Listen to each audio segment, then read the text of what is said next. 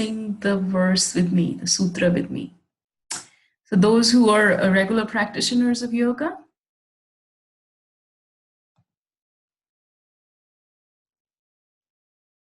here we go.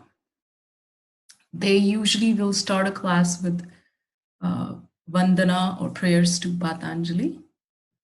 Here we go. Yogena chittasya padena vacham malam sharirasya cha vetakena yopakarotam pravaram muninam patanjalim pranjalirantosmi abhau purushkaram shankhachakrasidharinam sahasra shirisham svetam pranamami patanjalim. So who exactly is Patanjali? Patanjali was a sage. He was a master. He wrote a book on Yoga Sutras. He was considered to be an incarnation of Adi Shesha. Who is Adi Shesha? You see, there's a depiction of Sri Vishnu, Lord Vishnu, lying on the ocean of milk. That's Lakshmi. And the bed that he's lying on, the naga, the big snake with 1,000 mouths, that is Adi Shesha. So if you sometimes see the deity of Patanjali with snakes coming out of it, that's what it is. I honestly believe, how the Chinese worship dragons, they actually are not worshiping dragon, they're worshiping the nagas, what we call nagas, which are from the line of Adi Shesha, that's anyway my personal belief. So that's where it is coming from. And now we can get started with our class. Okay.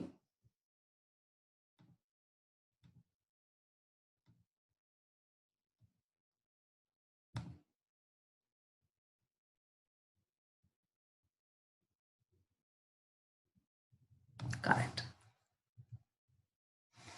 So our learning objective today is yoga, yogi, yoga teacher, and yoga therapist. There's already a couple of classes recordings there in which I talk in detail about what a yoga therapist is, what NAMA says, what International Association of Yoga Therapy says. So I thought, because we already have 1 or 2 videos on that I'm going to actually really talk about yoga. And I decided to take some, verses from Patanjali Sutras and really break down what exactly is yoga from Patanjali Sutras, from the Sanskrit. And once we know that, then we can go and talk about who the yogi is, who the yoga teacher is, who the yoga therapist is. And what is an Ayurveda yoga therapist? Hopefully I can get Arun Deva, who is kind of like the person who's bringing Ayurveda yoga therapy to United States. He's also one of the board members of NAMA. He's already said he'll come and do a guest lecture for you guys, except we cannot. We're trying to find a time and day when he'll be available, but hopefully he can come soon. Let's start with the beginning. How many of you actually practice yoga?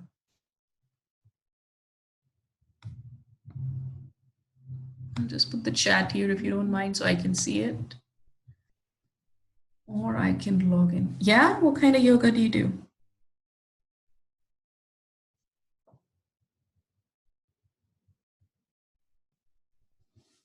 You do? Anusara. I mean, it is all Hatha yoga.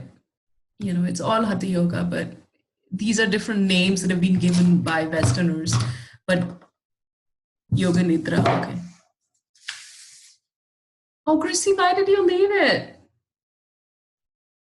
Chandra Namaskar? Oh, that's beautiful. That's so fantastic.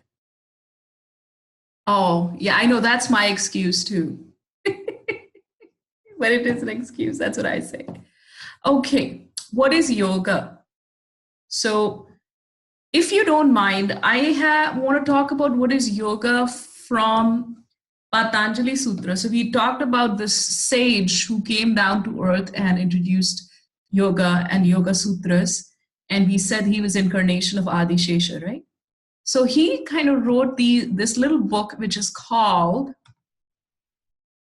Patanjali Sutras. So has anyone heard of Patanjali Sutras? Yes, no, maybe? Anybody? So this is your lesson 1, and we're going to take 6 verses and break it down the Sanskrit. Full disclosure, I had to go to Atul to make sure that every single letter was correct, because he's a Sanskrit expert. But, I've done it. So the Patanjali Sutras are divided into kind of sections, and each section is called a pada. The very first section is called Samadhi Pada.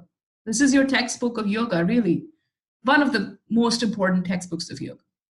I got the chat here. If it's disturbing you, I'll turn it off, but I can't see the chat, so I have it on here so I could see you. Or I could stop it right now. Let's start with Atha Yoga Anushasanam. The very first one is the very first verse of Patanjali Sutra is it's a kind of a textbook of yoga by Patanjali. And like I said, it has sections called Pada. And the very first section is called Samadhi Pada. And let me change the color so it'll be easier. The very first verse is, what is yoga? The very first two is, what is yoga? So it starts off with Atha Yoga Anushasanam. You can think of it as, I present to you discipline of yoga. This is one way of interpreting it. It's written in sutra. Sutra is like a coded form. Atul always tells in his Sanskrit classes, just like software programmers do coding, and there's a lot of coding and compressed things. Similarly, the Sanskrit is a language where there's a lot of coding. So this can be, if you really break it down, Arth literally means here, yoga discipline. Here, yoga discipline. That's really what it means. But what he is meaning to say is, I present to you the discipline of yoga. Or it can be taken as, here is the discipline of yoga. The second shloka is very famous. Yogash chitti vritti nirodha. I'm pretty sure you guys have heard of it. What is yoga?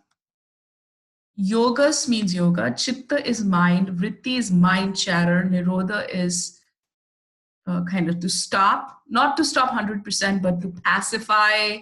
To pacify. I would use the word pacify.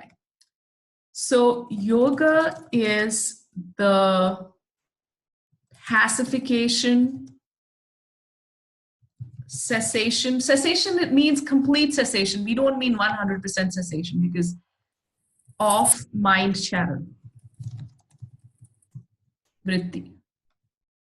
Nirodha means to pacify. Nirodha means to stop, but not stop like you've permanently stopped it. You have kind of temporarily stopped it. So, because people who do yoga do not stop thinking, but while they are practicing yoga, their mind chatter stops. So that is your definition of yoga. When someone asks me, when somebody asks me, do you do yoga? They actually mean, do you do asana?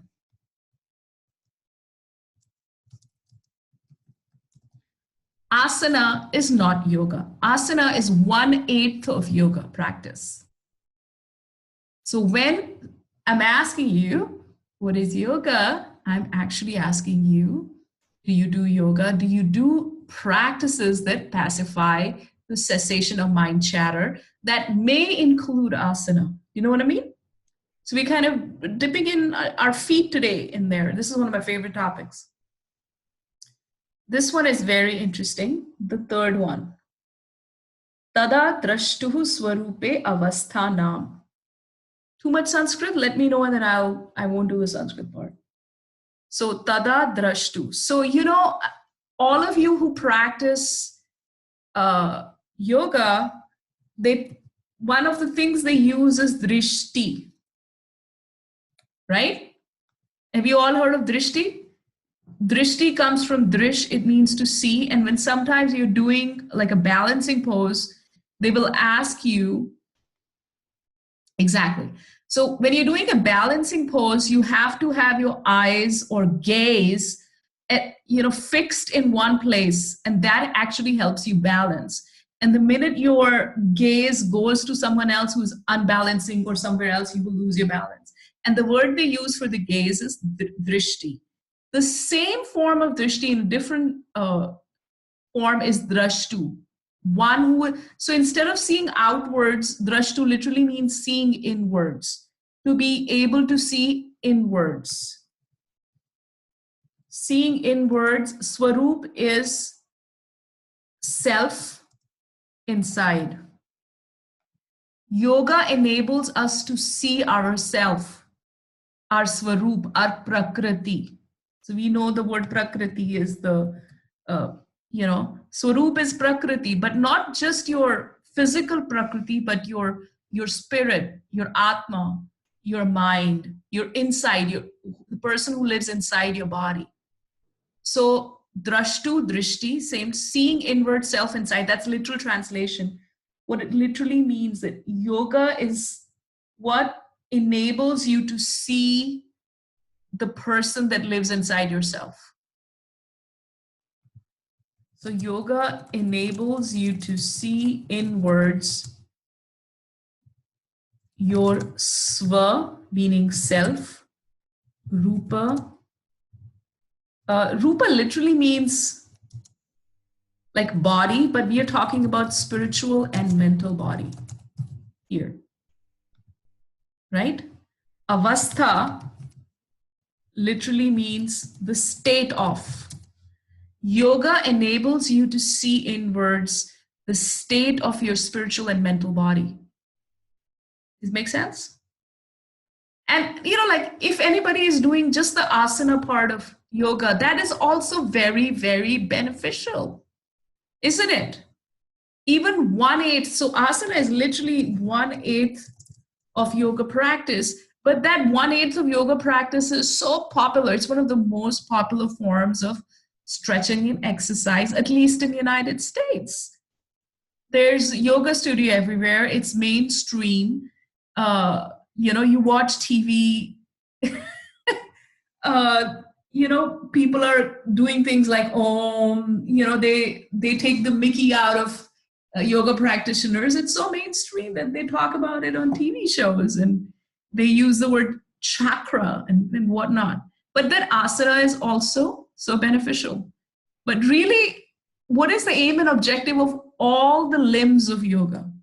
To see our state of our spirit and state of our mental body. That is the second. This is the third one. So this is literally, I'm not joking. This red one is what was written in one of the, websites. So when they, when what happens in India, when they translate something from Sanskrit to English, they literally do a literal translation. I couldn't figure what this person was saying. Lacking that misconception, skew perceptions. Does it make sense to you? So let's break the fourth one down. Vritti, sarupyam, itaratra. So the mind chatter, basically, sarupya is our actual self, conceals. So this means mind chatter can conceal our actual self. Our mind is so busy, getting information from our senses, especially in this industrial age that we live in. Our eyes, our nose, we have our phones, we have television, we are in front of a computer screen all day, that who we are gets concealed. Our spiritual being gets concealed.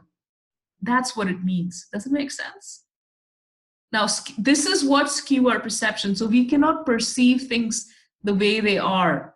Our mind chatter is coloring our perception. That's what it means. Is that a little bit easier to understand? The fifth one is vrittaya panchataya klishta klishtaha. So if you remember in the very first session, when Atul talks about philosophy of Ayurveda, he talks about the 3 kleshas or form of sufferings, right? So klishta literally means, is coming from the word klesha, klishta. There are 5 types of sufferings, right? There are 5 types of klishtas that are arising from the vrittis. That's what it means. Vritti or mind chatter gives rise to suffering.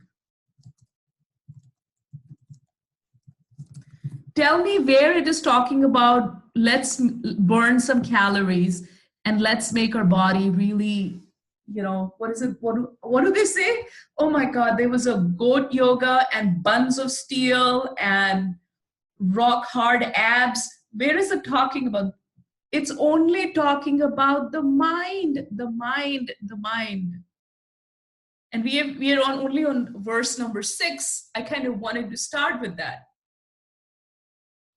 As I wanted to reiterate, the practice of yoga and even the practice of asana all has one goal. The topmost goal is, first you stop the mind chatter, then you're able to get darshana or observe yourself, and then you're eventually able to gain samadhi over a lifetime or lifetimes. There are 5 types of suffering, and so mind chatter gives rise to suffering. That's what it's saying. And there are 5 types of mind chatters or vrittis. Okay? The last one, they're giving example of some of the things, the vrittis of the mind. Praman, measurement, viparyaya, error, vikalpa, it's not imagining, it's imagination, or more like a false imagination. Now, honestly, in this day and age, if you live in the United States, this is everything that is wrong with our society. We have become a society of, them versus us, Democrats versus Republicans, with the whole, the hatred. This is all misconception and perception. It's all coming down. If everybody was to practice yoga, then this would not happen. It comes back to love and peace. So pramana is how we measure things. One of the things that mind chatter does is our measurement, or maybe the word is judgment. Judgment would be a better word. Our judgment gets affected. We make mistakes. Vikalpa, we falsely imagine things. Nidra literally means sleep, but here it means like you're awake and you're going about your day, but you're still in a misconception as if you're sleeping. Smriti, our memory gets affected. These are the things that get affected with the mind chatter or the vrittis. And then I'm going to leave it there. And if you like what I did, I will continue from Sutra number 7 next time. Or was it too much?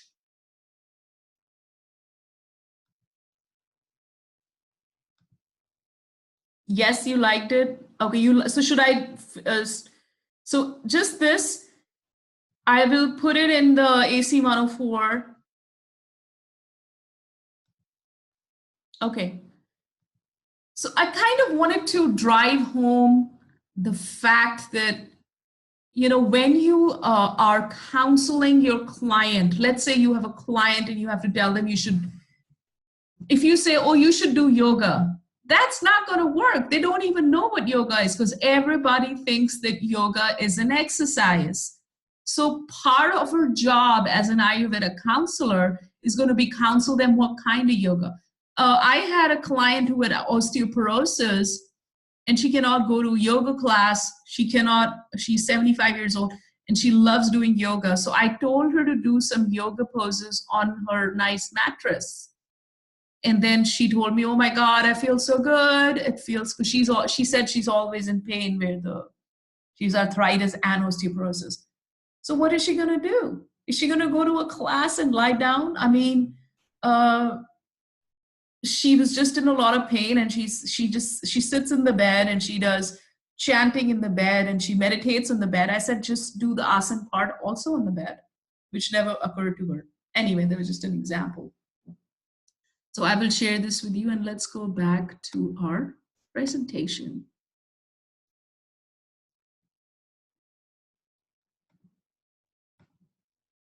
So now that we know what yoga is, yoga chitta vritti nirodha, yoga is the pacification. It is the cessation of mind chatter. When the mind is in equilibrium and pacified, then your practice of yoga is successful. From the perspective of when you are telling your client what yoga is, this is it. This is what you're going to be telling them. That definition, cessation of vrittis, is for you and me.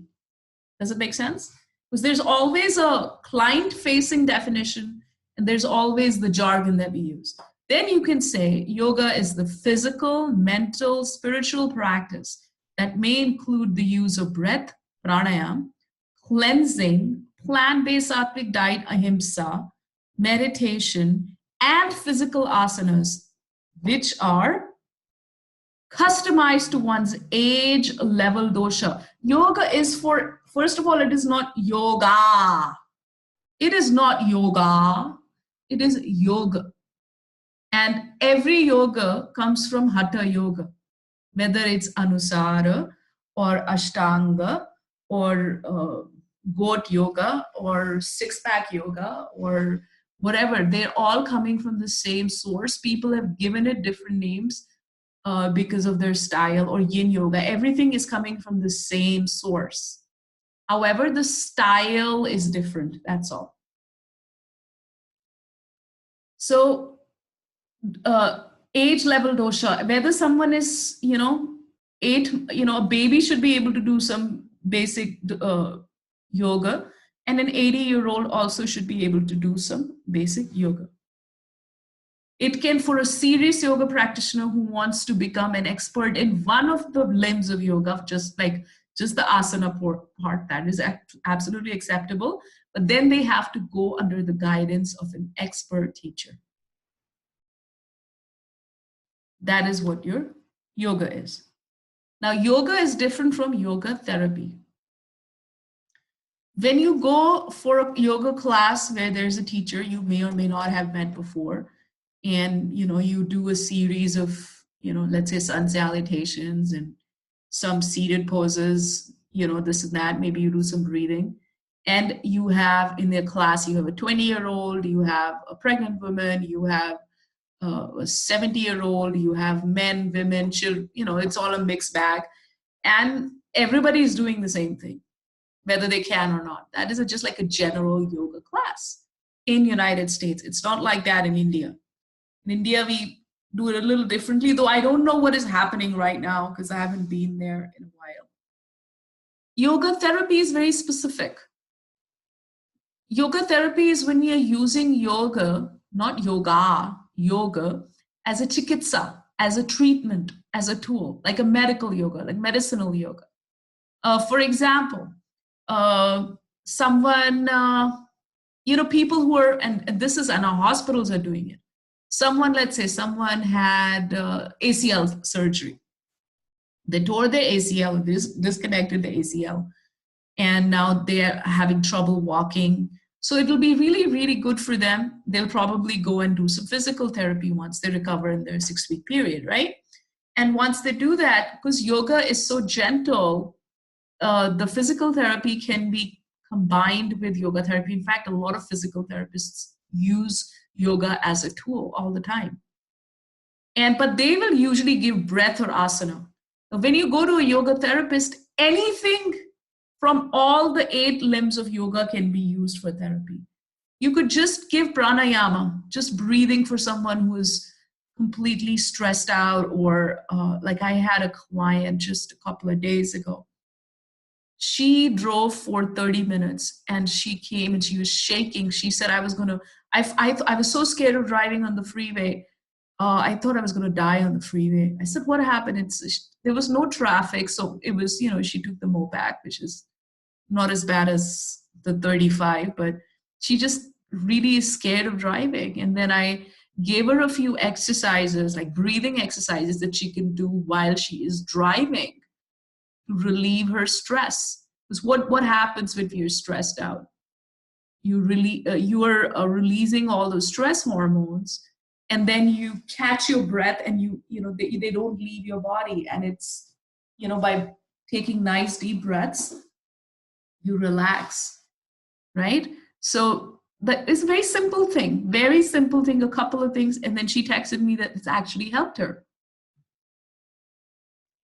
Prayers, meditation, and it doesn't, whatever prayer, just, it has been, again, anyone who takes up a rosary bead and they're, whatever chant it may be, it doesn't matter what chant it is. Pick up a rosary bead and chanting, that is a yoga therapy. Meditation, there's many kind of meditations. Again, any meditation that helps you achieve equilibrium of your mind.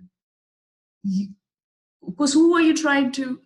Yoga practice is an internal thing. It is not what your teacher tells you to do, honestly, because it is your mind. You have to balance your mind. I have to balance my mind. So what kind of meditation would work for? Actually, honestly, Vata, Pitta, Kapha is different.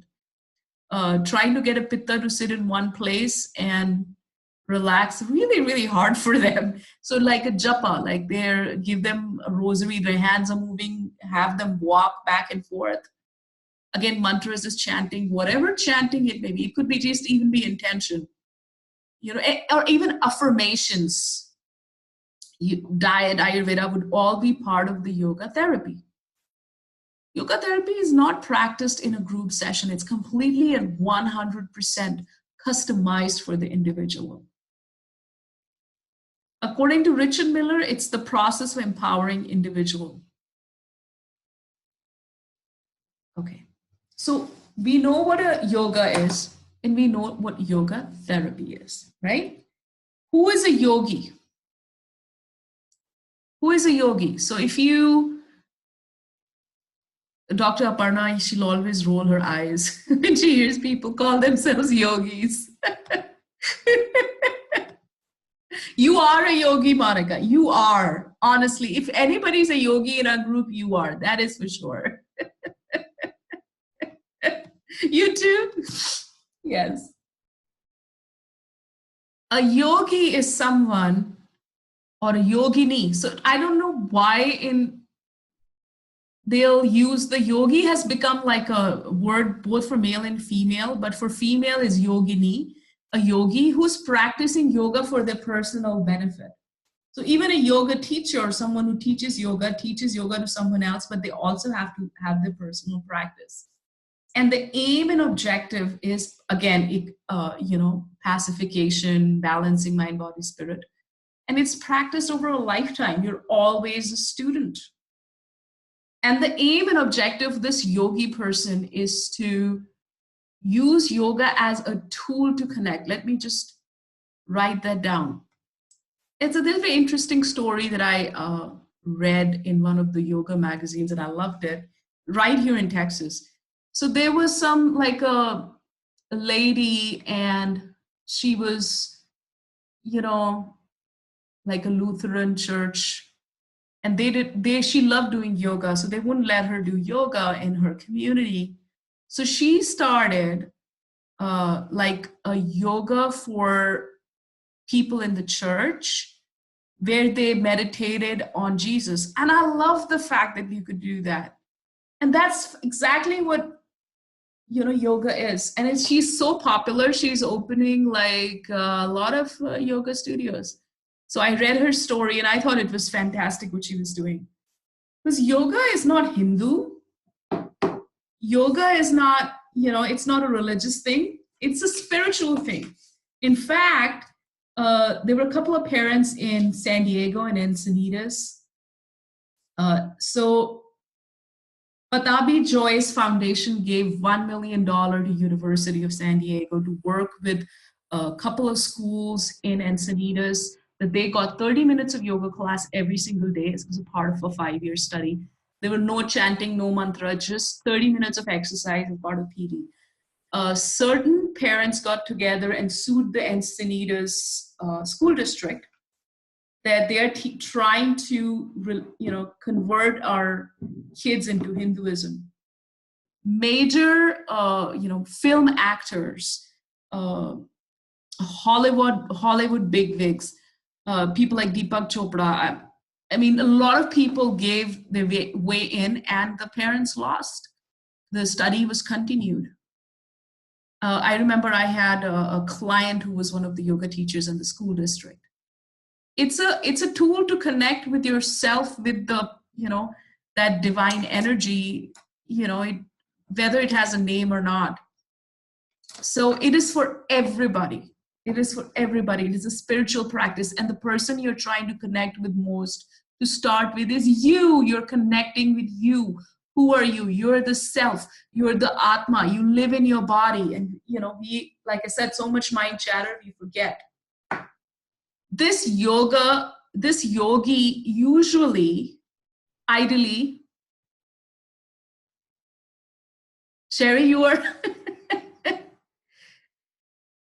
do you do all of that? I bet.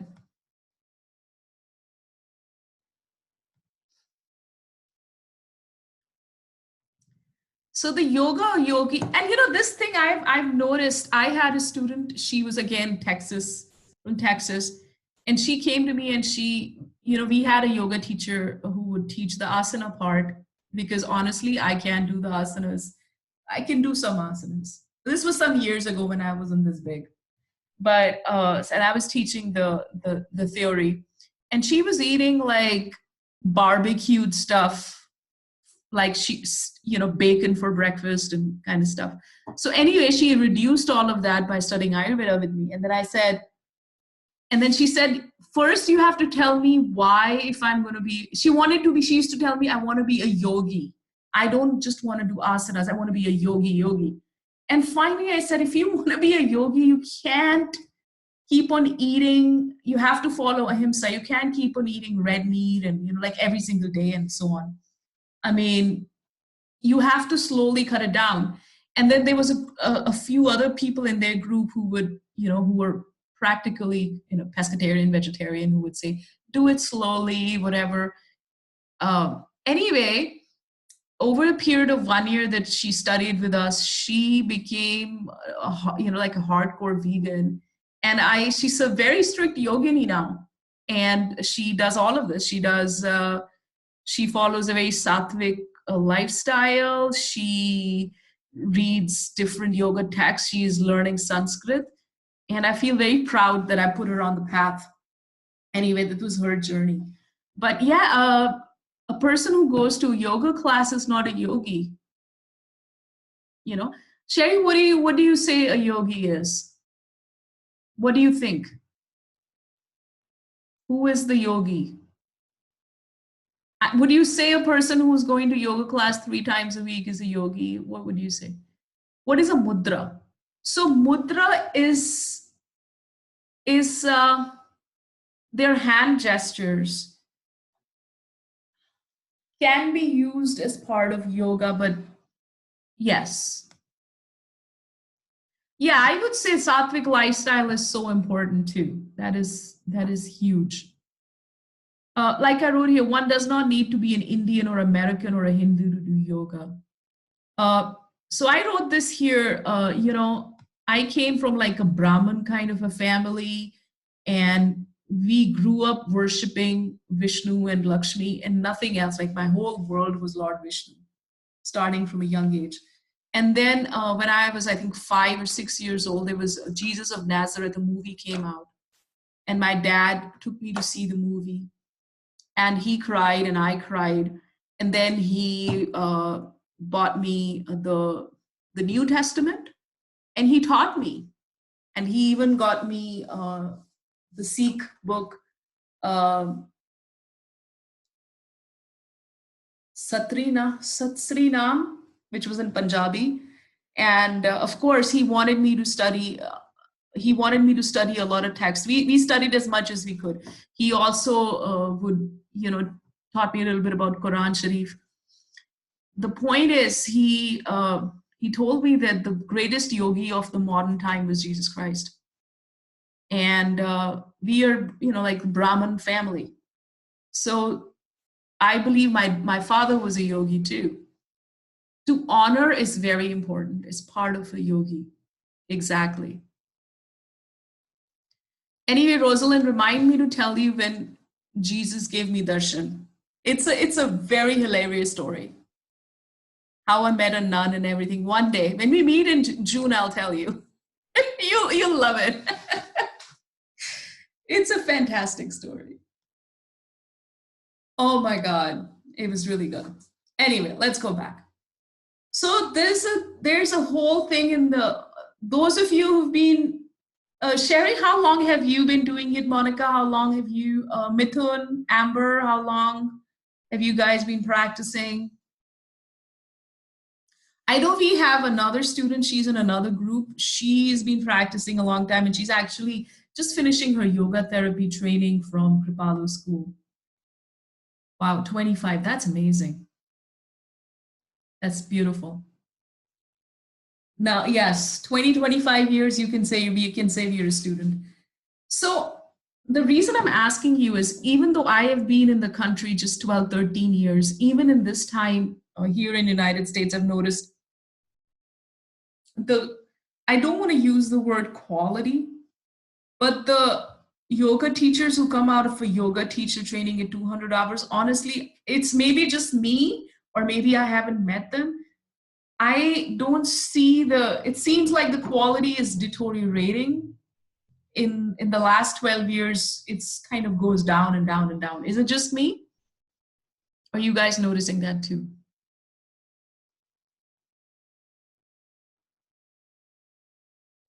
Yeah. So I think part of the reason the whole thing is happening is Yoga Alliance has set standards. You have to teach 8 hours of this and 10 hours of this and 30 hours of this and 40 hours of this.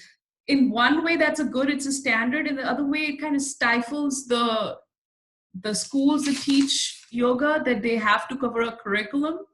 So they are not able to kind of dive in deep. And anyone who wants to dive in deep, they end up doing what is the word? The 500 hour. Oh, is that too? Hey, Lori, my God, it's so nice to see you. Yay! This is a popular class. I know. Okay. So, a yoga teacher, usually they'll have 200 hours. It's regulated by Yoga Alliance, and then they come out, and then usually kind of they learn on the job. They end up. I have to tell you the story. I went to this beautiful shala. I had one of the most amazing teachers. He got into an accident, so they had an intern who was doing yoga teacher training, teaching the class. She started it with one of the mantras, which says, "Let no one be injured." And she put an A in front, which means let everyone be injured. So the whole time I had to keep my mouth shut because I would rather you not teach your, 21-year-old young yoga student Sanskrit because they don't know what they're doing. I mean, keep it simple. You know what I mean? So Yoga Alliance has become very particular that you have to make sure that you are not a yoga therapist if you're this. This is all because of all the legalities and the legal issues that come in. Now, the practice, education, and scope of yoga therapist is so much more. A yoga therapist should have a lot more, have dived deeper into anatomy and physiology and a little bit of pathology and kinesiology. So kind of the things that maybe first-year physical therapists learn. They may also have knowledge of Ayurveda, a little bit of pathophysiology. It's almost like a medical yoga, right? So what the International Association of Yoga Therapists have done, they've mandated 700 to 1,000 hours for a yoga therapist.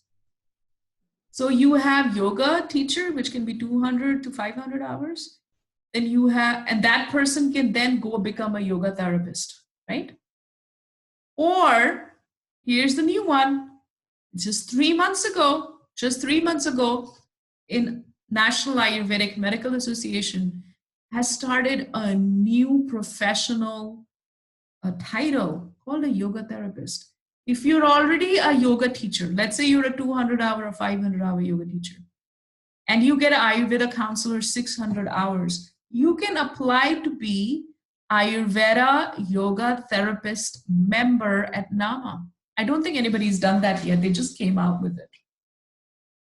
So it gives you an extra way you can be an Ayurveda counselor, yoga therapist, or Ayurveda yoga therapist. Yes, but you should have a minimum of 600 hours of Ayurveda and 400 hours of yoga, which makes it a total of 1,000 hours of training before you can apply. That's the one. So I don't think there's an exam for it. You don't have to, like, just to become an Ayurveda counselor, you have to take a board exam with NAMA accreditation, the exam committee. You have to take a board exam, but to do this, you don't have to take a board exam. And I think the fees are very low because they literally just started a couple of months ago. The person who started all of this and is Arun Deva. He's the one I've invited to come, except he's super busy. So, because he's the one who's putting down all the standards in place. So I thought he would be the best person to talk to you guys. If any of you want to, be an Ayurveda yoga therapist, which is one way of using this. His name is Arun Deva. He lives in California, and if you're friends with me on Facebook, I'll connect you. I mean, he wants to come and I want him to come, except, if you're trying to get someone who's super busy to come, it's going to happen at some point. Another thing that I'm noticing, and I'm noticing a lot of this, and I've actually been to a yoga therapist. I have a lordotic, I have a lordotic curve. So I can't even do Shavasana because of that. Because my back hurts because of the, lordotic curve on the spine. So my kind of yoga teacher, this was the best yoga teacher I had, honestly. She was a physical therapist, an occupational therapist for kids. And she really, a couple of years ago, I also had some other issues. She modified a lot of poses for me that I could do with my spine. It was fantastic. Now, I've been a bad girl. I've not been doing it, but she made posters. She gave me pictures. She would give me homework. It was the best $75 an hour I spent, honestly. And the second, I think, was the whole, the prenatal yoga is quite amazing too. But that's not yoga therapy. That's more kind of specialized yoga teacher training. So that is kind of where we are going with yoga. So what is the application of yoga therapy?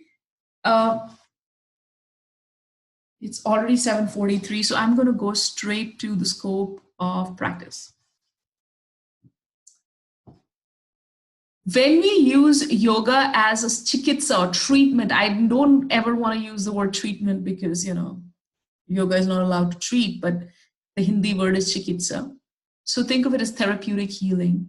You have to understand a person's age, culture, like you have somebody from India or let's say, Iran or Persia, and they cannot, maybe they're on burqa. Actually, I was once like in Pune in India, and there was a class and there were yoga class and there were 4 women in burqa. Burqa is, what is burqa? When the Muslim ladies cover themselves. And it was interesting to watch that, but they were wearing their yoga garb under it completely. So you have to kind of respect the religion, the philosophy, the occupation, mental and physical health. So I give you one example here. I have a really good friend, and he did his Ayurveda practitioner program with us. You will hear me mention him so many times because he had such fun times. He's a neurosurgeon and a neurologist, award-winning, and he and his wife opened a yoga studio in Wisconsin. And this is right in the Bible Belt. Like anybody who doesn't believe in Jesus is the Satan and devil kind of. And when he started his yoga therapy studio, they didn't even put Om Ganesha. It was literally just exercise and nothing else. And people were coming and putting posters out that this is devil worship. I'm not kidding you, this is true. If I could ever get him to come and talk to you guys. So now he actually runs an Ayurveda yoga therapy clinic. So he, when he's not in the hospital, Mithun, I'll get you introduced to him, so you kind of have an idea how he is doing it. So he practices kind of Friday, Thursday, Friday, Saturday, Sunday, the rest of the time he's in hospital doing surgeries. And so they are now offering, because he's a neurosurgeon and a neurologist, so his focus is his clients who've had spinal surgeries, he does things like put screws in the spine for, that kind of spinal surgery. And then post-surgery, they need some yoga to recover. So those guys would come in his studio. And then they are now specifically having classes for MS and ALS, very specific debilitating neurological disorder.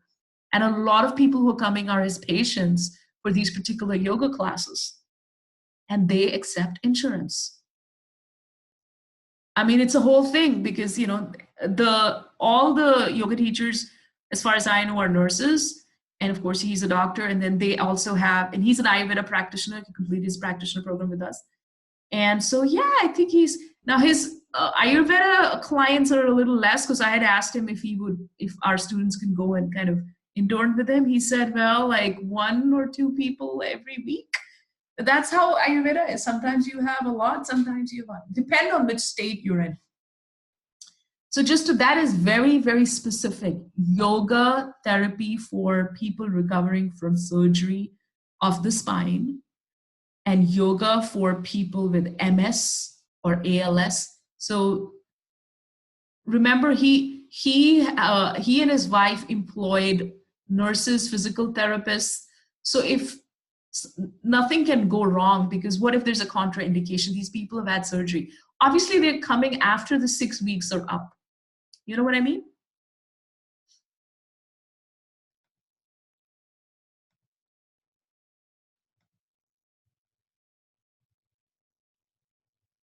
What is the purpose of Ayurveda yoga therapy? So we've talked about yoga. We've talked about all the verses from Patanjali Sutra. We have talked about yoga therapy and how yoga therapy can be used. Now, what is the purpose of Ayurveda yoga therapy? It means is that it's a marriage of Ayurveda and yoga, which are going to balance the doshas, balance the vata, balance the agni, and balance marmas, and balance sushumna, ida, and pingala nadi. In fact, I cannot even think of Ayurveda. So I had another student who was a yoga teacher for 35, 40 years, a lot of experience. So she kind of helped me. She actually did everything, but she helped us create this Ayurveda yoga marma curriculum. It's a workshop 2-day where certain poses and certain things help the marma. So it was quite fantastic that she did that. And she teaches Ayurveda yoga therapy for cancer patients, specific cancer, breast cancer, in, I think she's in North Carolina or somewhere in the Carolinas. So she teaches something, and she also goes to Manhattan and does and she's now getting called to hospitals. So she even goes to hospitals, and then she teaches this. Again, this is something you can read yourself. So what are an example of yoga therapy? A prenatal yoga class specifically, so a general prenatal yoga class is not yoga therapy, where any woman, 22, 42, big, small, coming. Let's say you have a prenatal yoga class for women who are high risk. Maybe they have twins, maybe they're high risk, maybe they have some kind of condition that puts them in high risk. And specifically doing yoga class for women who are high risk would be yoga therapy. A general prenatal yoga class would not be yoga therapy. Obviously, when you're working with someone high risk, it's going to be a one person, right? Let's say you have a woman who's pregnant with twins. She's had she's had miscarriages in the past. She's 44. So, she's very high risk. So you cannot have her in a class. Everything has to be customized to her and it has to be very gentle, right? Same applies for postnatal yoga class. There can be a general postpartum yoga class and then a very specific one as well. Not a young, yes, I will connect you. I don't know where she is right now because I think she moved. She keeps on moving between these places, but I will find out and I'll connect you. So restorative yoga, focusing on post-chemotherapy. Now this is actually in most hospitals, they're doing it. So, once, let's say post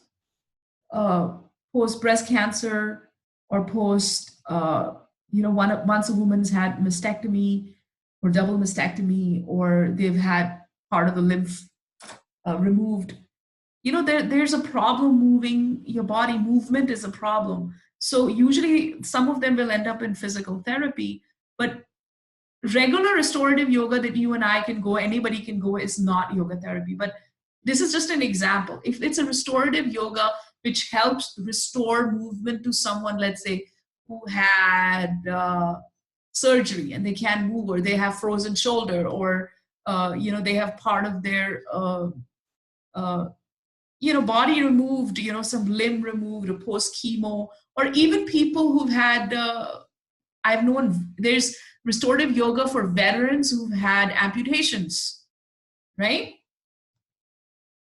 It's very specific, and just because they've had a part of their limb amputated doesn't mean they cannot do yoga. In fact, I had a client come friend from University of Georgetown in Washington, and she started a program for veterans in a yoga and meditation mind-body program for veterans in Camp Pendleton in Los Angeles. That's how I met her.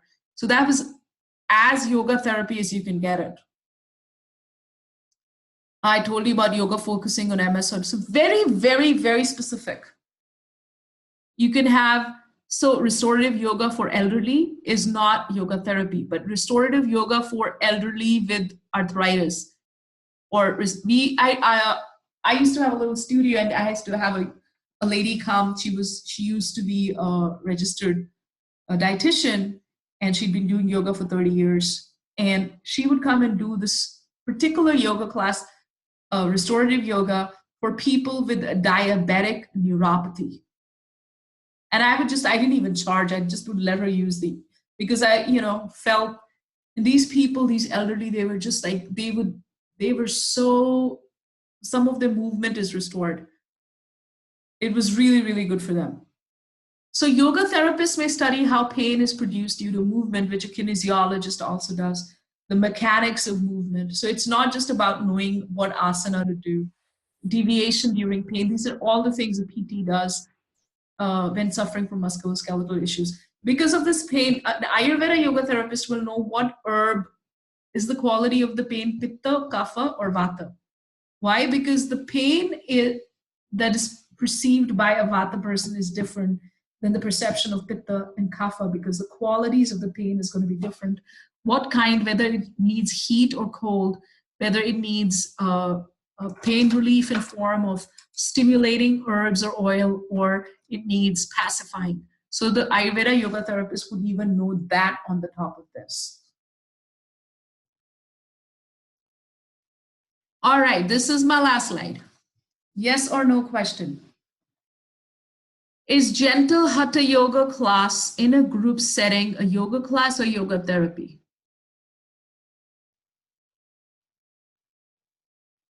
Okay.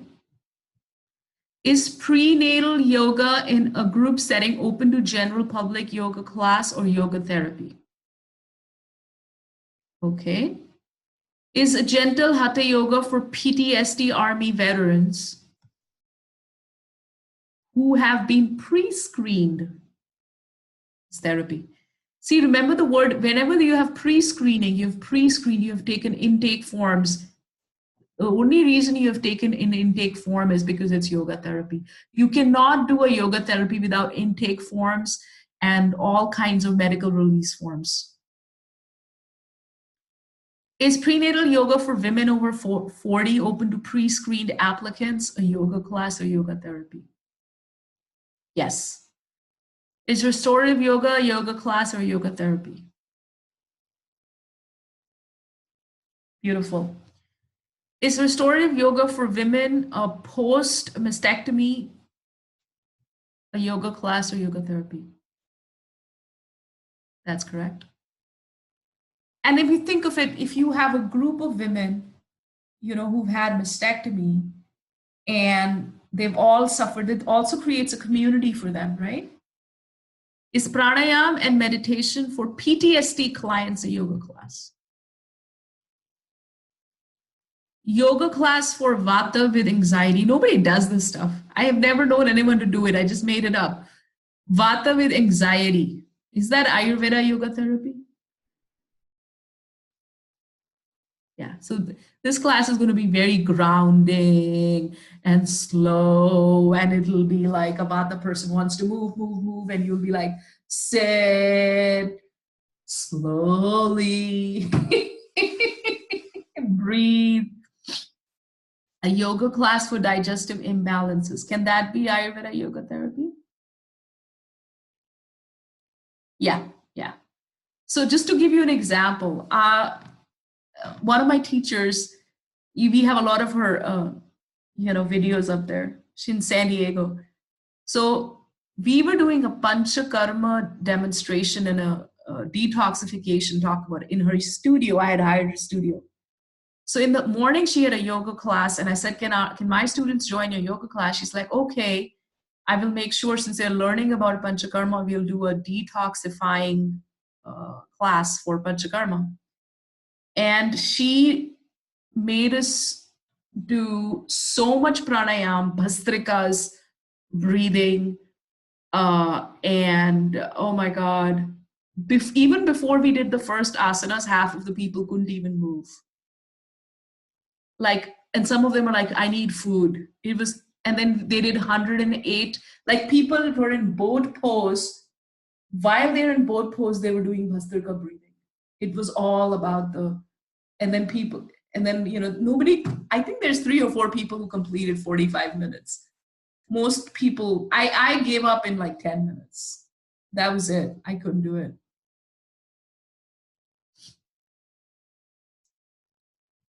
All right. So that's your first session. Let's look at, for those who have logged in, can you see this? Let's put this on. For those who have logged in, you have your YouTube playlist and you have your Vimeo playlist. When you click on it, it'll ask for a password. Password is Ayurveda.